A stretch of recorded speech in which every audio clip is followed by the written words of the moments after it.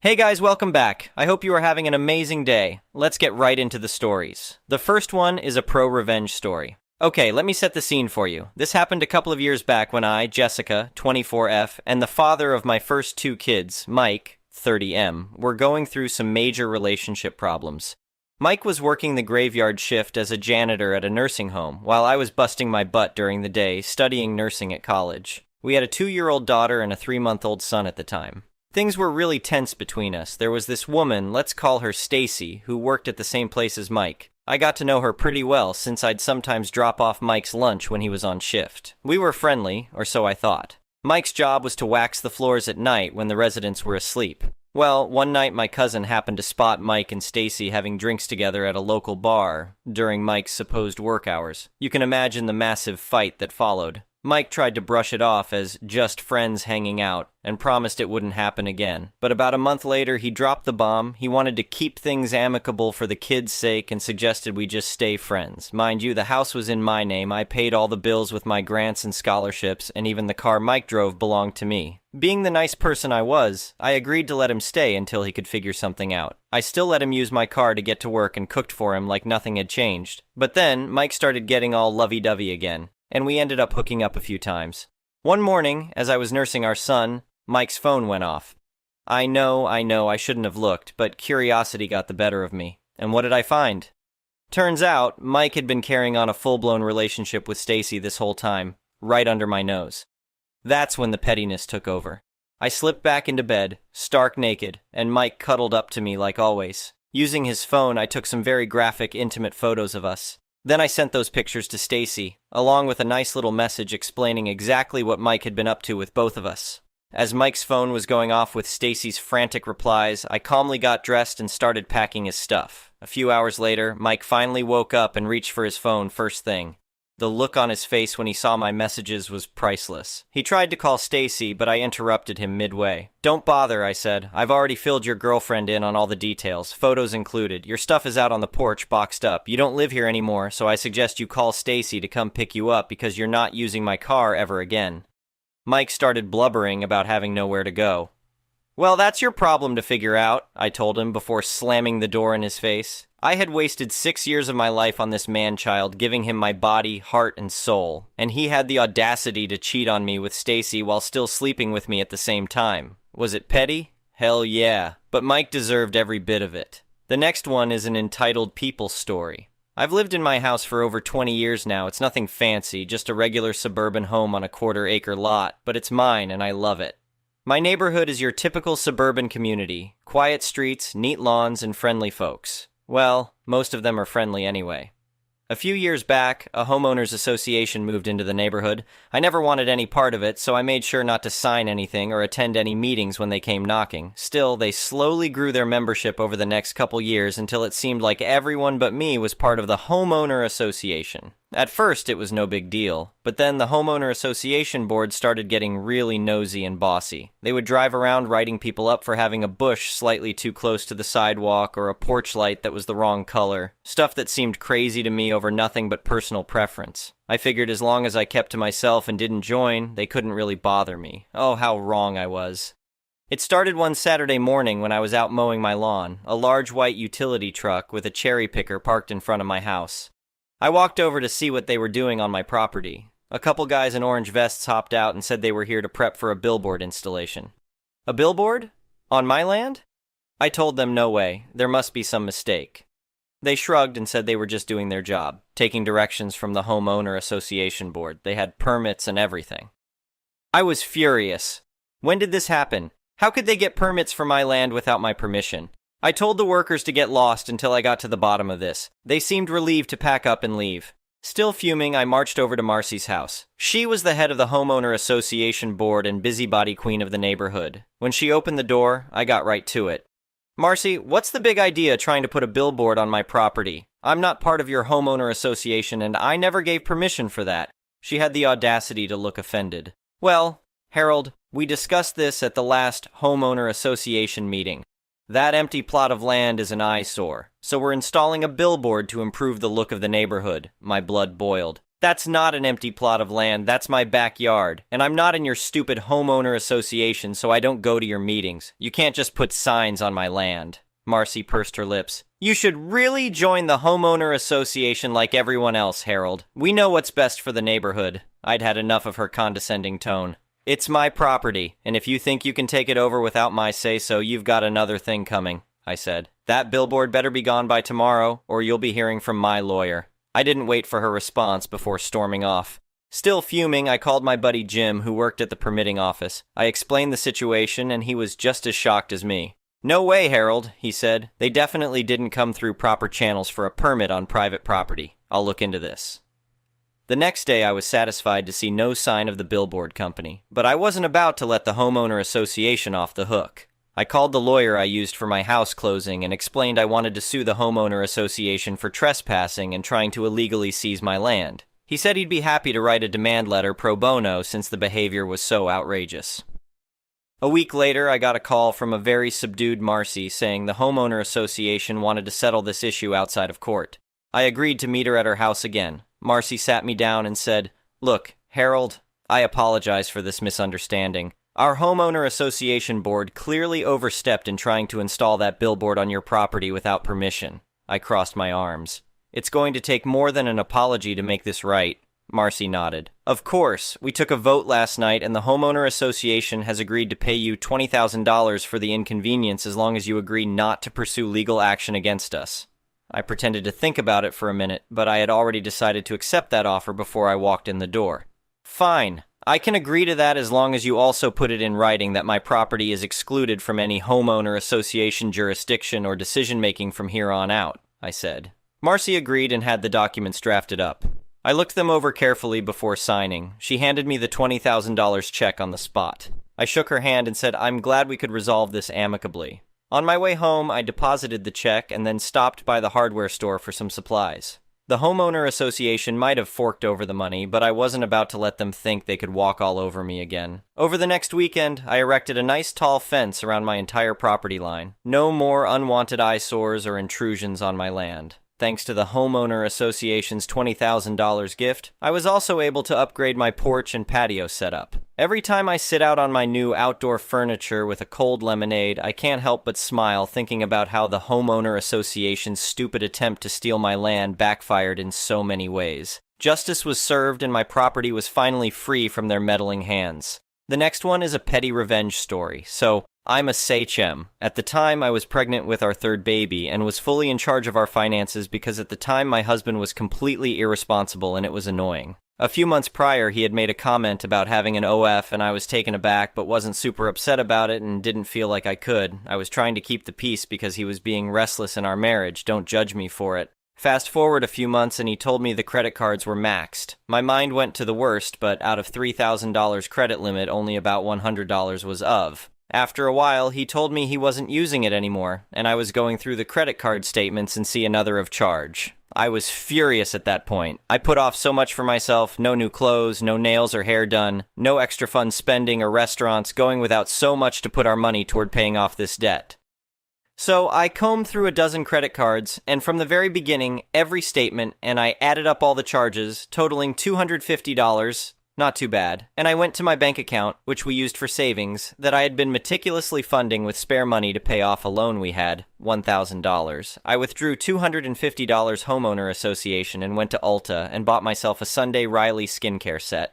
Later, he was asking me if we were set to pay off the loan, and I told him, oh no, I counted how much money you've given to these other girls to get their crap taken care of after going without, that you're putting on credit cards and putting us behind, so you'll have to wait a while before paying off that loan, since you set us back.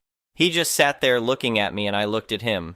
He admitted he didn't have a leg to stand on, and he promised he wouldn't spend any more money on porn, and he hasn't, and he's done a complete 180 from how he used to be, for many more reasons than this. It was one of the only mic drop moments of my life, and it was so beautiful. The next one is a malicious compliance story. I was working a weekend gig at a carnival outdoor festival circa 2002. My station for the day was working the large inflatable slide. Steps going up on the right side and the slide on the left with a pad on the bottom. Basically, my job was to keep the line moving smoothly with minimal injuries. When a kid was at the top, I'd send the next up. This would give the child plenty of time to move off of the landing zone once they got to the bottom and free from any possible danger from the next participant. Everything was running fine until Karen showed up. Her child was about 7 and minded my instructions well, but when he reached the bottom, he began jumping up and down. No problem, he had a few seconds before the next child reached the top, but I asked him kindly to come down. He made his way over until Karen told him he could keep jumping. I gave it a few more seconds until the next child was ready to come down and asked the mother to please remove her child. She then started to borderline yell at me that her son wasn't hurting anything. At this point, I had to tell the child at the top to please wait. I had a back and forth with the mother explaining that it's for his protection and it was holding up the line. This went on for a while when finally other parents started to complain and shout while the line continued to back up. She yelled at me to just send the next kid down as her son would be fine and she would get him down. Cue the MC.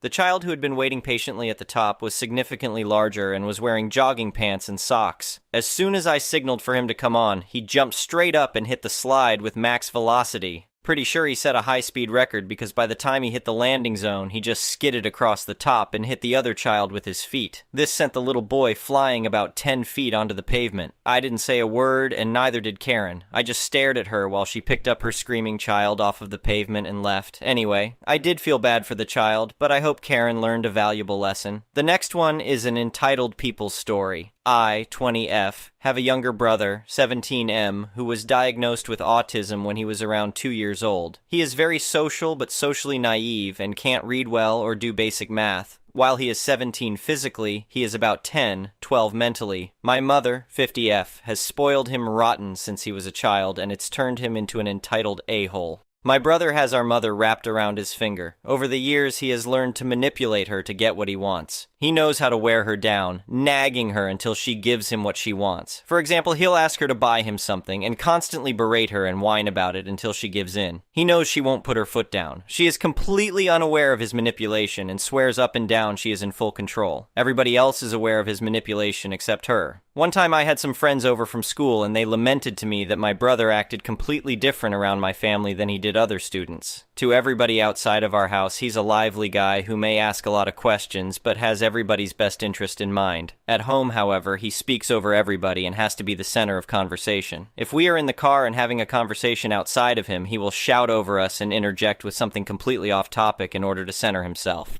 My mom just lets it happen since if she doesn't, he will just keep saying, "Mom, Mom, Mom," over and over. He's been manipulative since he was a child. He had a strict bedtime of 8 p.m., or so that's what it was supposed to be.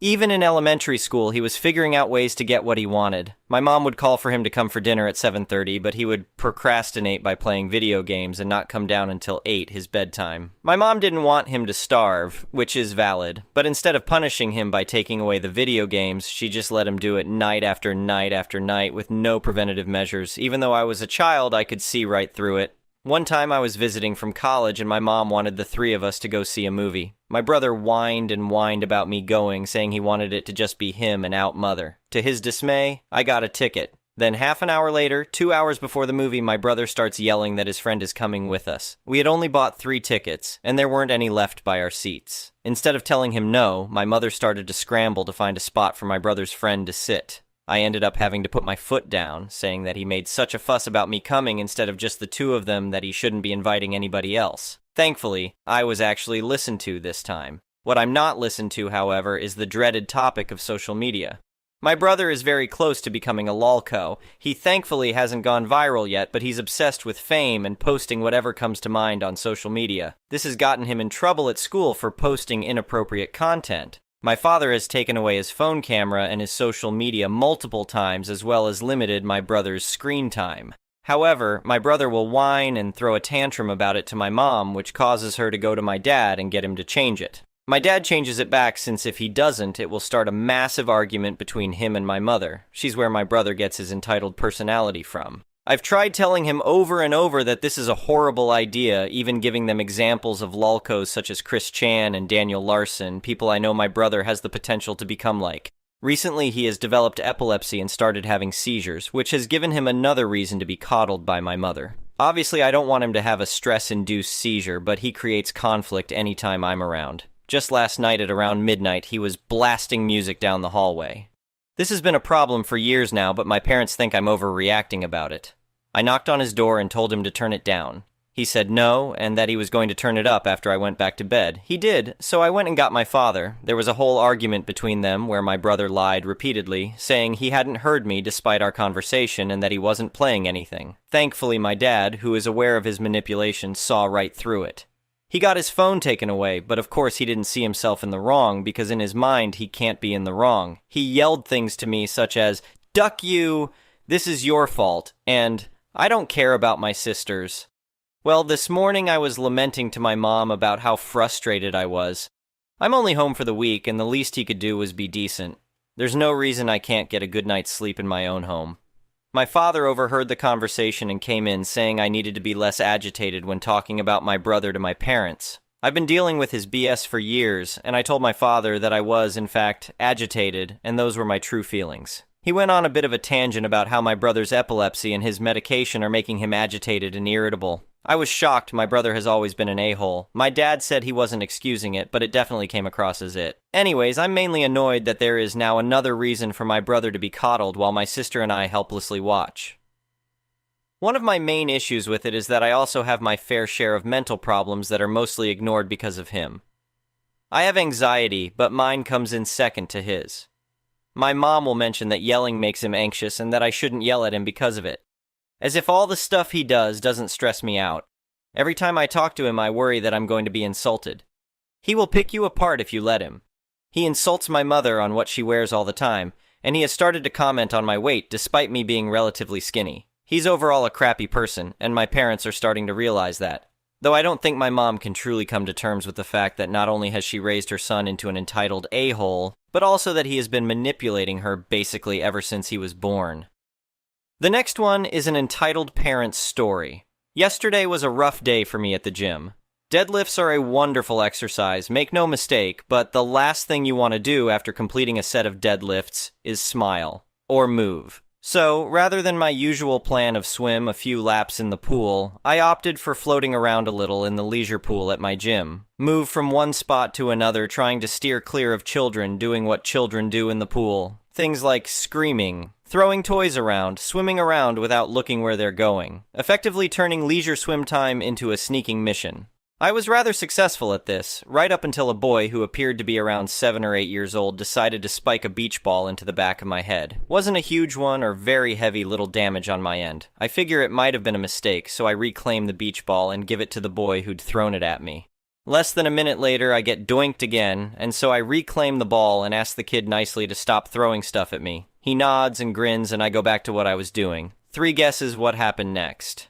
If you needed more than one to assume the boy spiked that ball on the back of my head for the 3rd time, see me after class. So, after strike 3, I grabbed the ball and asked the kid where Mom was. Mom, as it turns out, was reading a book on a lounge chair poolside. Please note this place has an excessive number of lifeguards, not as negligent as it would be at a hotel pool. So I dragged the child and his ball up to Mom and explained that the kids beamed me with a beach ball 3 times, and that's kinda not cool. Mom decided to do the head toss someone does where they're rolling their eyes behind huge sunglasses and said something to the effect of, "It's a beach ball. Boys will be boys." I toss the ball onto Mom's legs and get back into the pool, keeping an eye out for the kid. A few minutes later, I heard muffled giggling behind me, and then I felt the soothing sensation of a beach ball to the back of my head for the 4th time. I reclaimed the ball, yet again, and intended on making eye contact with the kid and popping their ball right in front of them. But then, the bad idea fairy rapped me sharply on the head with their magic wand, and I had an evil grin, not unlike the grin the kid gave me after strike number 1. So I tell the kid to come here, I want to show you something. And then I submerge the ball under the water and pinch the air nozzle, which makes air bubbles shoot out. Happens to look exactly like someone was tooting underwater. He's not strong enough to submerge the air-filled ball, so I tell him to get on top of it and use his body weight to sink the ball. He managed to do that, and his face lit up like it was Christmas morning and he'd gotten everything he'd asked for. He promptly swam off and found other people to annoy. I didn't get a ball thrown at me, and the kid's mom was pissed that she had to blow up the beach ball again. Was actually asking her son how it went flat so fast when it was a brand new beach ball in between big gasps of breath trying to fill the ball up. Kid just points at me on my way to the locker room. I wave and say, "Oh, boys will be boys." The next story is titled, Trespasser Demands I Replace His Car. Okay, so I'm going to preface this post by saying that the entrance to my property is a standard driveway through roughly 20 meters of wooded area before the driveway opens up to about the same size as a standard American two-lane roadway. My home sits about 500 meters back off of the road, and I've sculpted my driveway, as well as a pass in front of my home and a lot of my backyard, into a drift track. We have two giant no trespassing signs at the road-facing side of the woods, as well as a speed limit 15 inches sign 10 meters beyond the woods, mainly to remind my friends not to be dickheads on their way in when the track isn't hot. Everything is above board with the county, my homeowner's insurance, and local PD. Now, with that out of the way, I went to the port today to pick up a much-awaited 1997 Nissan Stagea we are building for my mate. As the mate and I are pulling down the drive in the truck, pulling the trailer W/the car on it, my mate yells, "What in the hell is that?" and points off to the corner of the paved part of my property where I have a medium-sized shed which I keep landscaping things like a tractor, golf cart, etc. in. I look over to see the nose of a 2016 to 2017 Mustang stick out of a now-collapsed shed and a guy lying on the pavement next to it. We immediately drove straight over with haste. As we pull up, our EP sits up from his prone position and starts yelling about suing me, calling me an AH, and a bunch of other names. I yelled as loud as I could, "Hey!" Then said, "Who the F are you and what are you doing on my property? Why is your car in my shed?" To which EP responds, "I'm going to sue you as your racetrack isn't safe and you owe me a new car." By this point, my mate is already on the phone W/911 and has hopped back into the truck. I explained to EP that he's trespassing and in fact he owes me a shed and probably a few other things, including a tractor. EP starts to limp toward me, screaming that he's going to own my property and I won't have a pot to piss in when he's done with me. I decide to just get back into the truck and wait on the police. Roughly 15 minutes later, 2 police cars come screaming down my drive with their lights and sirens on and see EP beating on the window of my truck with his hands. PD immediately handcuff him and then my mate and I step out of the truck. EP told police that he has been driving past my property all summer and hearing engines and tires squelching from the roadway and finally decided that he was going to run a few laps today. That he saw the no trespassing signs but didn't think they were there for him. Who else would they be there for, though? EP was arrested for malicious destruction of property. A tow company in town came and impounded his vehicle, and I was finally able to see that the entire shed and everything in it is a total loss. EP did leave in an ambulance, though he should be fine. Insurance is going to have a field day with this one. I'd just like to add that that particular shed sits 25 feet off of the paved surface. I really hope next year doesn't have as many stressful events as this one. I'm starting by adding a gate with a code to enter the property this week. It's unfortunate that I have to go to these lengths, but I guess some people just can't read signs or understand the concept of private property. As a side note, I'm grateful that my mate and I were able to catch this guy in the act before he caused any more damage to my property or himself. It's also a good reminder to always be vigilant and keep an eye out for any unusual activity on your property. In any case, I'm just glad that no one was seriously injured, and I hope that this incident serves as a warning to anyone else who might be thinking of trespassing on my property. As for me, I'll be working with my insurance company to figure out how to replace the shed and its contents, and I'll be taking steps to improve the security of my property to prevent any further incidents like this from happening in the future. Overall, it's been a stressful day, but I'm grateful for my mate's quick thinking and the prompt response of the police. Here's hoping that things calm down from here on out. In my opinion, this story highlights the importance of respecting private property and following posted signs.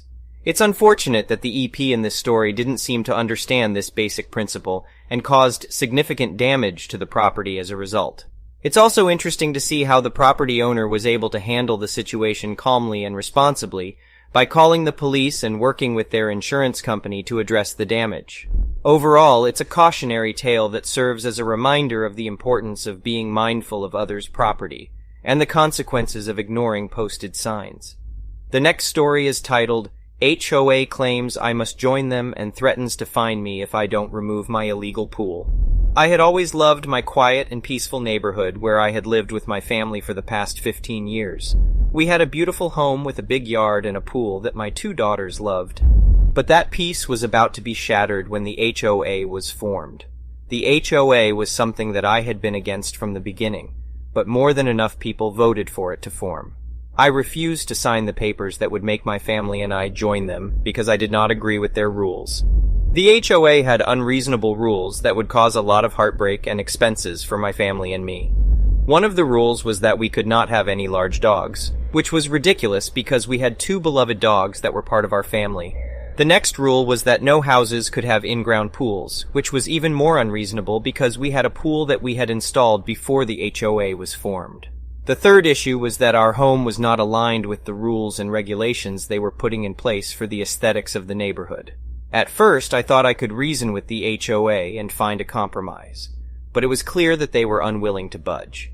They gave everyone 3 months to fix all the violations, but it would be unreasonably expensive. I was determined to find a good lawyer and fight the violations, especially the ones regarding the pool and dogs, since this was stuff that I had before the HOA. With extensive research, I was able to find a lawyer that specialized in HOA cases. We went through all the regulations and found that some of them were not even legal, and they could not force us to make the changes they were demanding. We were able to present our case and win against the HOA, but the victory was not easy. The HOA members were not happy about losing the case, and they were angry with me for taking them to court. The tension between us grew, and things started to get ugly. I received threatening letters from the HOA members, and they even went as far as vandalizing my home. I was scared for my family's safety, and I knew I had to do something. I hired a security company to install cameras around my property and hired a lawyer to help me file a restraining order against the HOA members who had been threatening me. The legal battle was long and exhausting, but I finally won, and the HOA members were ordered to stay away from me and my family. After the victory, the neighborhood was still divided, and there was still a sense of animosity towards me and my family. I knew that I had to find a way to bring the community together, and I came up with an idea. I decided to host a neighborhood block party at my home, where everyone could come together and celebrate our victory. I invited all the neighbors, including the HOA members, hoping that we could put the past behind us and move forward. At first, the party was going well, and everyone seemed to be enjoying themselves. But as the night progressed, tensions began to rise, and things quickly spiraled out of control. The HOA members had too much to drink, and they began to cause trouble, insulting me and my family, and causing damage to our property. It was a chaotic scene, and I knew that I had to take action to protect my family and my home. I called the police, and they arrived on the scene quickly, arresting the HOA members responsible for the damage and disturbances. The neighborhood was in shock, and it was clear that things were not going to be the same again. The aftermath of the block party was a difficult time for my family and me. We were shaken up by the events that had transpired, and we felt more isolated than ever before. But I refused to give up on our community. I continued to reach out to my neighbors, hoping to rebuild the relationships that had been damaged. Slowly but surely, things began to improve. My neighbors who had previously supported the HOA began to see the flaws in their reasoning and apologized for their actions. We began to work together to create a new set of rules for the neighborhood, ones that were fair and reasonable for everyone. In the end, we were able to come to a compromise that satisfied both sides. We were able to keep our pool and our dogs, but we also agreed to some minor changes that would help improve the appearance of the neighborhood. We all learned an important lesson about the importance of compromise and communication. Update. It's been a few years since the HOA debacle, and I'm happy to say that the neighborhood has become a much more harmonious place. We've all learned to respect each other's differences and work together to create a community that we can all be proud of. Our block parties are now a regular occurrence, and they're a great opportunity for us all to come together and celebrate our community. We've even started a neighborhood watch program to help keep our streets safe. Looking back on the whole experience, I realized that it was a difficult time, but it was also a valuable lesson. It taught me the importance of standing up for what I believe in, even when it's not easy, and it showed me that sometimes even the most contentious conflicts can be resolved through communication and compromise. I'm proud to be a member of this community, and I'm grateful to my neighbors for working with me to create a better, more welcoming place to call home. In my opinion, this story is a great example of how conflict can arise in even the most peaceful of neighborhoods. It's understandable that people want to preserve the appearance of their community, but sometimes the rules put in place can seem arbitrary and unfair. I admire the protagonist for standing up for what they believe in, even when it wasn't easy, and for finding a way to bring the community back together in the end. It's a reminder that compromise and communication are key to resolving conflicts and building a better community. The next story is titled, "My Mom Feels Entitled to My Inheritance Money. She wants to use it to put a down payment on a house." I only found out about it 6 years later because I looked into a cabinet in our house and did some research. I, 24F, found out earlier this year that I was supposed to receive around $160,000 in inheritance money when my father passed away. I found out by looking into a cabinet in our house. I was compelled to do so because my mother acts rich or poor whenever it suits her and exhibits other strange behavior. I found a letter that was addressed specifically to me from the life insurance company that had my inheritance. All I needed to do was submit some paperwork and they'd give me a check. I'm not sure how, but my mother somehow submitted documents for me and even cashed the check that was in my name. I'm also not sure why she felt entitled to it when she got $500K in inheritance herself. When I confronted her about it, she obviously did not take it well. She was very adamant that it's her money, until I informed her that after I found the documents, I called the life insurance company and received photocopies of the check, the submitted documents, etc.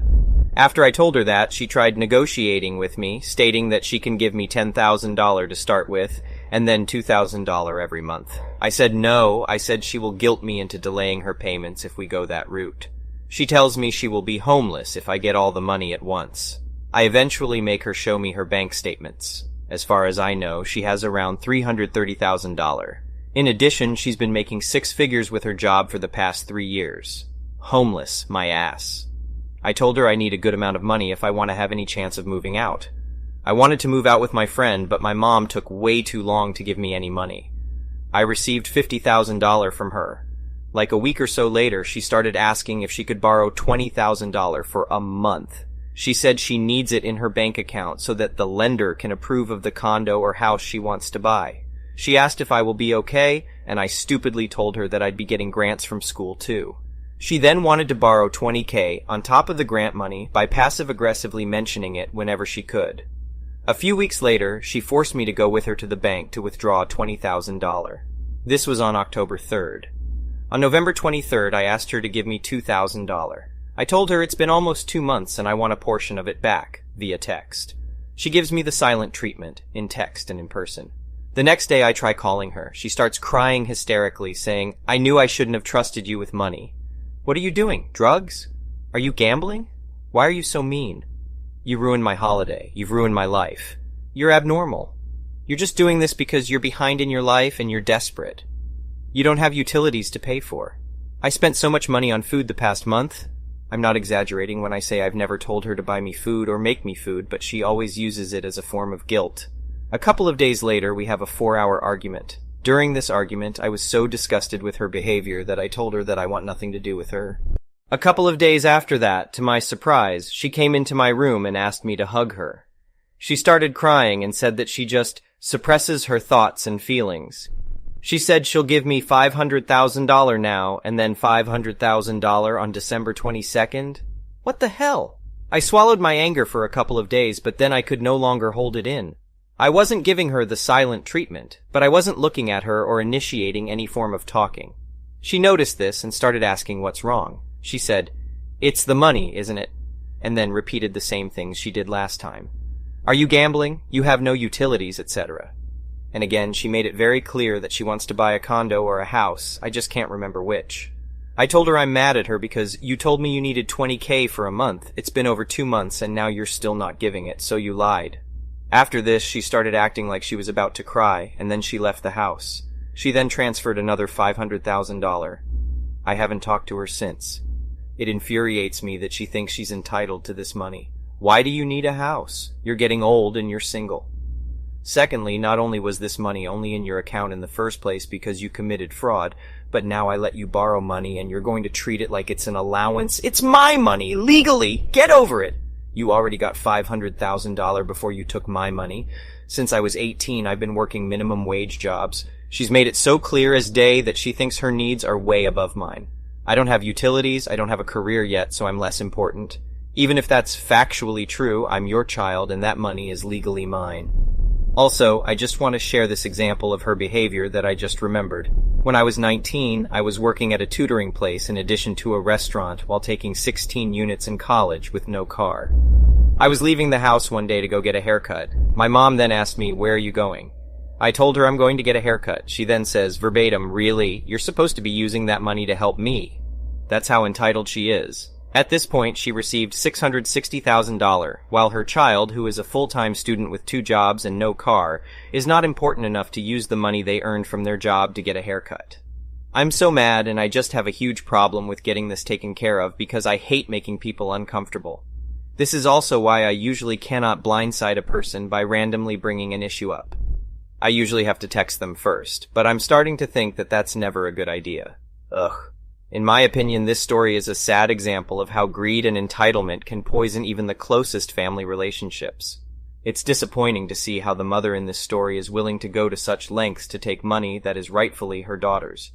It's also unfortunate to see how the daughter is struggling to assert her own rights in this situation. Hopefully, they can find a way to resolve this issue and repair their relationship in the process. The next story is titled, I take an entitled woman's cart full of groceries. I'm a man in my 50s and I am at Walmart. I hear a girl in her 20s who works at the store nicely say, "Excuse me, ladies." I see 2 entitled women in their 40s talking in front of the doors that the workers use to restock the store. The entitled women look at the worker with the disdain of royalty being interrupted by a filthy peasant. The worker, with her empty supply cart, again tells the entitled women that she needs to get through. Again, the entitled women blow her off with pursed lips and a dirty look. Now, I have a particular sensitivity to people mistreating workers, and these women have disrupted my delicate sensibilities. I walk past the entitled women, snagging one of the carts full of groceries, and I take off. It takes them a moment to notice before they pursue me. I quickly traverse the back aisle and turn the corner towards the front of the store. One of the entitled women tries to pull the cart away from me, but I make it all the way to the front of the store before letting go. I make a clean getaway and go back to get my cart. Next to the restock doors is the other woman's cart. Now, before you call me the a-hole, I'm fully aware, but these people needed to be taught a lesson, and I'm just the one compelled to step up. I grab the cart and head off to the camping section. I take the cold stuff from the cart. I needed milk and eggs anyway, so bonus.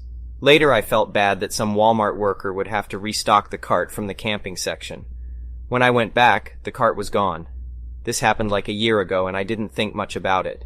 The other day I was at a restaurant with my extended family. One of the waitresses kept looking at me. It took me a while to put it together. When she walked past, I said, "Didn't you used to work at Walmart?" She got excited and exclaimed that she thought it was me. I had a haircut and lost some weight since then. She filled me in on the aftermath. The ladies complained to the manager that a guy tried to steal their stuff for no reason. The manager figured there was more to the story. The entitled women wanted the manager to find me and have me arrested. The worker girl told her what really happened, and it has since become store folklore. I told her I posted the story in Am I the A-hole and got voted the A-hole. She said, "You're not an a-hole, you are a legend." My sister told her another similar story from when we were kids, but I'll save that one for another day. In my opinion, the story depicts a situation where someone takes a stand against entitled behavior towards a store worker. While the approach of taking someone else's cart may seem controversial, it's clear that the intention was to teach a lesson rather than harm the entitled women. The story also highlights the impact of one's actions and how it can create a ripple effect that leads to unintended consequences. Overall, the story serves as a reminder to treat others with respect, regardless of their social status or profession. The next story is titled, Don't Cut in Front of a Parent with Their Child, and Then Ask Us to Take Your Photo. We lived in Japan for 2 fantastic years, and one of the things my kids loved to do was go to Universal Studios Japan, particularly the Sanrio area. The kids couldn't get enough of Hello Kitty. Apparently, neither could grown-ass adults. Midday at the park, they dress up some poor soul as Hello Kitty to come out and greet the horde of fans. That day, there were probably 100+ people surrounding the mascot. Well, my kids wanted a picture with the huge furry feline, so I sighed, got in the back of the line, and patiently waited. We were finally next in line when a middle-aged woman dressed in cat attire cut in front of my 6-year-old and me. We were shocked and didn't immediately react. Was this grown-up seriously cutting in front of a line of children? Then, before I had a chance to say anything, she turned around and asked me to take her picture with Hello Kitty. I could hear a chorus of grumbling behind us. At this point, I was ready to throw her iPhone into the fountain, but I thought for a second, smiled, and agreed. I took multiple pictures in portrait and landscape modes, each time coaching her for the cutest poses. A few people behind us were gleefully watching over my shoulder as I either put my finger over her face or cut her head off every single photo. The middle-aged cat lady thanked me and left so she could check the photos away from the crowd. We took our photos with the cat. They turned out great. And as we walked away, we saw the lady angrily scrolling through her photos. The mascot's allotted time was also up about that time, so she didn't have a chance to go back and retake her photos. In my opinion, the story showcases an instance of selfish behavior in a public place, where a middle-aged woman cuts in line and then asks for a favor from the person she cut in front of. It is interesting to see how the protagonist of the story handles the situation with patience, and even manages to get a bit of revenge with the pictures. The story also highlights the popularity of Hello Kitty, not just among kids, but also adults. Overall, it's a relatable and entertaining story. The last story is titled "A Big Group Thinks They Own the Forest Because They Come All the Time." A few months ago, towards the end of the season in this area, I went camping with my friends. We were 3 women. The spot we chose was on a cliff with a great view of a canyon and the creek at the bottom. The area allows dispersed camping, and there are very few spots with that view, and it's first come, first serve. When we arrived, only one spot was left, with the view hidden behind trees but only a few feet away. The view could only be accessed by walking straight through our camp. I think there are other spots you can hike to without going through a campsite. On our first night there, a couple, 2 men, walked into our camp saying they wanted to see the view. I wasn't super comfortable because you can't trust a stranger in a forest, and they were in our space, but they were only there for a few minutes and left. The next day we went to watch the sunset on the cliff and had left all our stuff lying around camp when we started hearing cars, dogs, voices, and screaming kids. 2 cars pulled up to our camp and walked right in, making themselves comfortable. We ran back to see all of our space was completely invaded. Kids were under our tarp and running around the tent poles, people around our fire, etc. We had a small puppy with us that was terrified of the new dog, but these people didn't care. A woman explained that they live nearby and love coming to see the view. I was in absolute shock at the disrespect. Everyone is allowed to enjoy nature, and it was a public spot, but you have to respect if someone is there first. At least have the decency to ask. As they were leaving well after sunset, the same woman said they'd be coming later that night to see the stars. My friends were so angry, and I was still in shock. As they were loading their car, I ran up to them and said the first thing that came to mind. I asked one of the men, "Hey, when you come back later, are you planning on bringing the kids?" Man, "I'm not sure. Why is that?" Me, "Well, the thing is, we're out here to do heavy drugs. We're starting in a few minutes, and things might get pretty wild, and I wouldn't want to expose children to that. You as adults might be able to handle it, but I don't know what will happen. I don't do any drugs and only drink occasionally." They never came back, thank God, and hopefully they learned something about respecting people's space. In my opinion, this story highlights the importance of respecting others' personal space and boundaries, especially in public areas like camping grounds. It's disappointing to see that some people feel entitled to invade others' space just because they have frequented the area before. The protagonist's response to the situation was bold and creative, and it's satisfying to see that it worked in deterring the group from returning. Overall, this story serves as a reminder to always be respectful of others and their space, even in public places. The next story is titled, "He lied to me, so I left his number everywhere. I've been dating this guy I really liked for 3 months. I was happy and I thought things were going great. Every time I would bring up my concerns, he assured me it was all in my head, and I needed to relax. He had at least 2 chances to leave me alone. Even though I liked him, I just couldn't shake the feeling. The day before yesterday, he showed me something funny on Facebook that he had posted, but when I went back the next morning so I could send it to one of my friends, it wasn't there. So I started searching him under a different name, and I found his real Facebook and all the pictures and videos of his actual long-term girlfriend in another state. He looked very much in love, and I was very disappointed because I never knew and wouldn't have stayed around if I would have known. And I gave him chances to leave me alone. So yesterday I spent all day signing him up for everything I could find that asked for a number.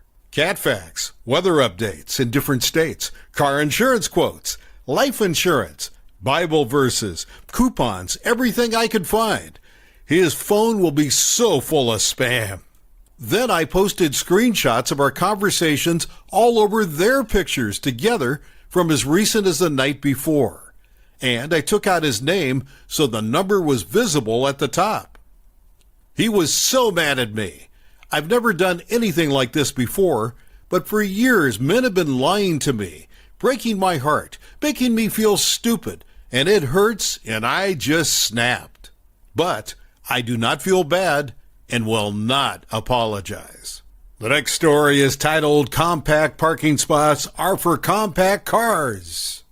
You park there, you get noticed. I work in a large office building with ample parking.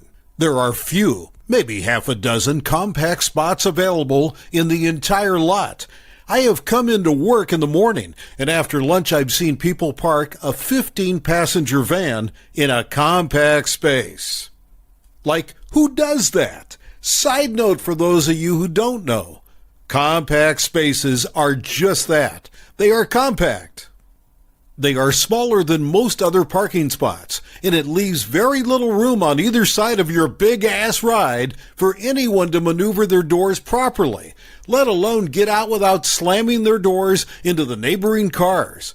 My car has been damaged more than I care to share, and I've had to climb into my passenger side door because of jerks that decide they're more important than the person they parked next to.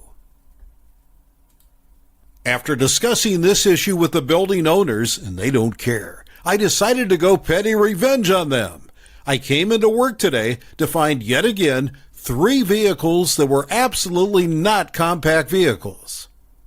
It irritated me, but it wasn't until I came back from lunch and 3 new huge vehicles were parked there that I finally had enough. I pulled a pack of Post-it notes out of my briefcase and wrote lovely little notes to each vehicle, explaining to them how much of an asshole they are. I then left one on each driver's side window. Once I got to the building, I turned around to make sure I could see them waving in the breeze. I hope that every person that went past saw what it said. They were not parked there when I left. Today was a good day. The next story is titled, So Much Fun Pulling This One Off. This is a 2-part story. It happened back in the 70s, but I still laugh when I think about it. So I used to sell car insurance, and the owner had 2 separate offices. I was friends with the girl in the other office. I'll call her Beth. One night we got together after work for dinner. She was showing me a lot of pictures of her BF. I saw a really nice-looking guy in one of the pictures and told Beth to find out who he was and if he was single. Later, she told me it was her BF's cousin, and he was definitely interested in meeting me. The next night, he called me, and we had a great conversation. He asked me out to dinner, and of course I said yes. So you can imagine how shocked and disappointed I was when Beth's BF showed up instead of his cousin. He admitted he was the one who called me. He said he was sorry, but he enjoyed talking to me so much, and blah, blah, blah. I was pissed, but I will say no one screws with my friends, so my revenge was already churning away on the inside, but I was all sugar and spice on the outside. So he let me pick the restaurant, and I picked the most expensive one in the area and the most expensive meal, as well as a boatload of appetizers. So we had our dinner, and I was very honest on the way home. I told him I really didn't feel right about going behind Beth's back because she was a good friend. When we got to the house, I flung the door open and ran across the front lawn to my house. The next day, even though I didn't want to hurt Beth, I told her exactly what happened. She was pissed, and the revenge plan went into effect. Part 2. We decided I would call him and grovel and say I made a mistake and really did want to see him again. We made a date for after work by Beth's office. He was very excited. So the night of our meeting up again was set up. You probably guessed it by now. Beth showed up instead of me. He called me the next day and was pissed. How could I trick him like that? That was so wrong. I said, you got a taste of your own medicine, and just laughed. Of course he hung up. That was the best revenge ever. Beth and I laughed about it for a long time. The next story is titled, The Revenge May Be Small, but it has a good personality. So I wanted to buy a new game for my Switch. Specifically, I wanted Shining Pearl. I already had Brilliant Diamond and wanted some of the game exclusions that could only be found on Shining Pearl. Well, money is tight right now, and I don't have much to spare. So I went to Facebook Marketplace. I found a guy selling a used Pearl his son no longer wanted. Perfect, I thought. I end up messaging him and buying it. He said that he will ship it to me at EOD. I never get shipping confirmation, and then the next day I go to message him and I'm blocked. Well, crap. I have been scammed. I had bought about 20 things off Facebook Marketplace, so the level in which I trusted the sellers had gone up because I never encountered a problem. So me and my friend found him on Facebook and waited until he decided to sell something again. This time, he was selling a different game that was for PS5. My friend contacted him, said he was at work, and could he text him? Bingo, we got his number. Later that day, after I had time to prepare, I sent him a text from my phone. Hey, just to let you know, you scammed me out of $20 for Shining Pearl, and I learned my lesson. But now, I'm going to annoy the crap out of you. I enlisted his number on every single thing I could find. I signed him up with all kinds of political callers, prank numbers, everything.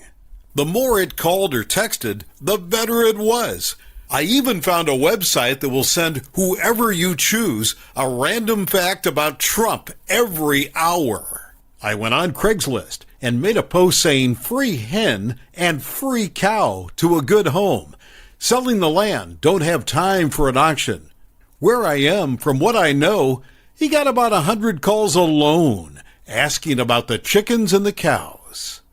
I went on Zillow and said I wanted to sell my house and gave them his number, telling them I wanted to speak to an agent. I know for a fact he won't be able to get rid of that. I wish I knew how many calls and texts he got and at what point he finally turned his phone off. My hope is that he had to get a new number, and if he did, I hope it cost him some money, like $20. Even if he gets it changed with no fee, the annoyance of having to give everyone your new number is good enough. As the title says, it's not the biggest revenge, and I didn't get my money back, but I did hopefully cause him some suffering, and I learned a lesson. The next story is titled, You're Blocking the Drive-Thru. I drive a concrete mixer and was just getting done pouring a drive-thru for a new Chick-fil-A going up in the area. The drive-thru is fresh and wet cement. Once again, she refused to comply and started beeping her horn again. I've had it. I'm washing down the truck when I hear loud honking, not thinking anything of it. As I'm in a shopping center, I keep washing the inside of the truck down. I then hear more honking and look over to the front to see a Karen EM with her head out her window, full Karen haircut, then screaming, "Move out of the way! You're blocking the ducking drive-thru!" I see she has 2 empty car seats in the back and a sticker in her window saying baby's on board. I'm glad her kids weren't in the car when this happened. I'm not a fan of cussing. I came down off the ladder to go and explain that it isn't open yet. As I walk toward the car, she starts moving her car closer to me. She is now about 2 feet from the front of my truck. My truck is back to the building. I keep thinking, how exactly does she expect me to get out? As I get to her window, I let her know nicely that the Chick-fil-A location is not open yet and inform her that she will need to move back so I can move my truck from the fenced-off area. EM is having nothing of it. EM is adamant that I move my truck out of the way so she can get into the drive-thru. Well, I tried. I asked her to move her car back so I can move my truck out of the fenced area. Once again, she refused to comply and started beeping her horn again. I've had it. My truck horn, for those who don't know what one sounds like, is very, very loud. If you're too close, they can scare you and even give you a ringing in your ears. As she was refusing to move and constantly honking her horn, I decided to show her mine. Honk, honk, honk, honk, and I started to move forward. EM moved her car back quickly. She must have not have checked her mirrors or blind spot because she backed up into a stop sign that was about 75 feet away. Of course, EM got out and came over to start blaming me for her own actions. I forced her to back up into the sign. I am 100% at fault for her car damage, and I rushed her car so she had to avoid me by backing up as fast as she could. I loved this one. EM called the police soon after. The site foreman saw the entire event, but he doesn't speak much English and likely already had to deal with various people trying to get into his site. So he just sat back and watched until the police arrived. We each told our stories, and of course, EM made hers sound like it was a life or death situation, where she was a kind woman just trying to make it to the new Chick-fil-A for lunch, and I was blocking it just to be cruel to her for no reason of her own. That, without warning, I charged her vehicle and forced her to rush and back into the stop sign. The officer came over and asked if it was true. I replied, "No, sir."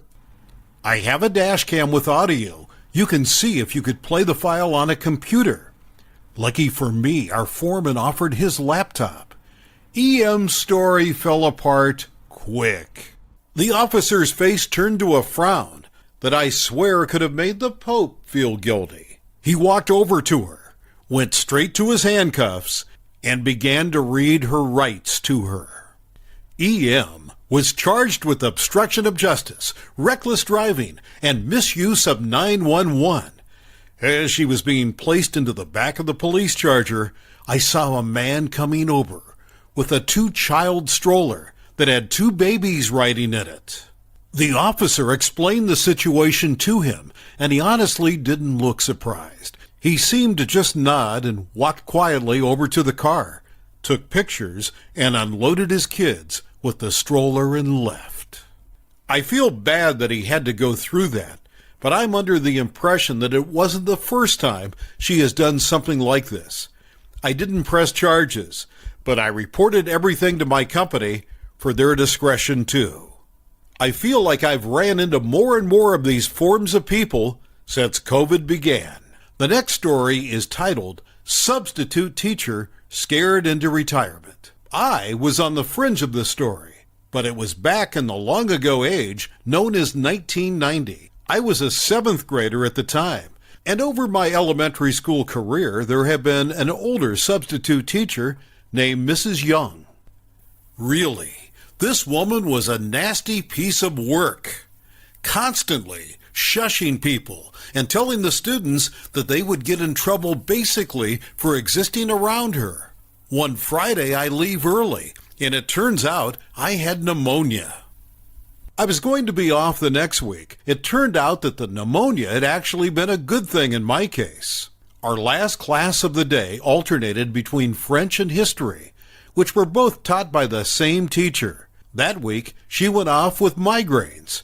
And who did the class get?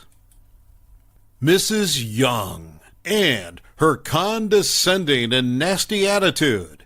Hearing about it later, she had tormented the class all week. They got their revenge on Friday. She came into the room and they struck. They slammed the door behind her. They pushed the furniture around. They opened and closed the blinds. They shouted, "The devil is come," and "Satan rules." This little old lady ran out of the classroom, down the hall, down the stairs, and to the first floor and out of the school. This little old lady ran out of the classroom, down the hall, down the stairs, to the first floor and out of the school. Never came back. I come back on Monday, and the history French teacher, homeroom teacher, and principal are railing on my class for scaring that old lady into retirement. They mention that they would have been responsible if they'd given her a heart attack. I was shocked at hearing that they'd done this. End of the day, the whole class, save for me, got a week's detention. I hated that old lady, but I never would have done what they did. Still, they gave me an interesting story. The last story is titled, Negative Coworker Gets the Fax Calls. I work with a lady, Nancy, and boy does she fit the negative Nancy saying. She knows everything until you have a question, then she doesn't know anything about that. She spends most of her hours looking for everyone's mistakes and then attacks the people who made them. It's all around a very toxic environment she has created. The boss and his wife are seriously the best people I've ever worked for, which is why I haven't left. Well, Friday and this morning, I kept getting a call, and as soon as I would answer, it would beep a couple of times. Maybe like it was trying to send a fax?